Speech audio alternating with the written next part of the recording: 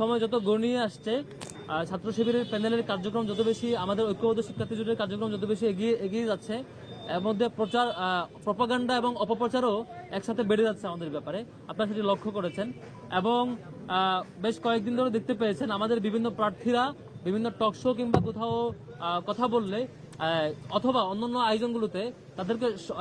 যারা তাদেরকে হুমকি মনে করছেন, প্রতিদ্বন্দ্বী মনে করছেন, সঠিক প্রক্রিয়া প্রতিদ্বন্দ্বিতা না করে বরং একযোগে সবাই মিলে সেই পুরনো এজেন্ডাই দিন শেষে আবার নতুন করে হাজির করার চেষ্টা করছেন। আমরা স্পষ্টত ক্লিয়ার করছি, বারবার বলেছি আমরা 71 এবং পরবর্তী 24 সংক্রান্ত ইস্যুতে বলেছি 71 এবং 24কে মুখোমুখি যারা দাঁড় করাতে চায় তাদের বিরুদ্ধে আমাদের স্ট্যান্ড, আমাদের প্রতিবাদ আমরা সেই টিএসসিতে আমাদের প্রোগ্রামের সময় আমরা ক্লিয়ার করেছি এবং এটাও ক্লিয়ার করেছি বেশ কয়েকটি পক্ষ তাদের শিক্ষার্থী বিচ্ছিন্নতার কারণে, জনবিচ্ছিন্নতার কারণে নিজেদের কোনো এজেন্ডা না পেয়ে, শিক্ষার্থীদের কাছে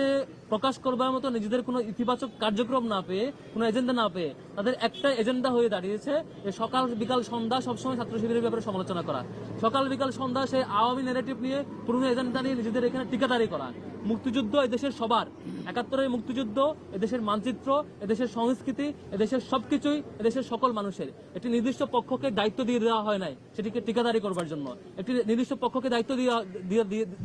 দিয়ে দেওয়া হয় নাই সেটিকে তাদের মতো করে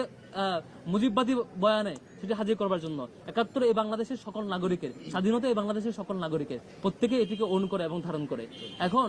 24 71-এর এক্সটেন্ডেড রূপ।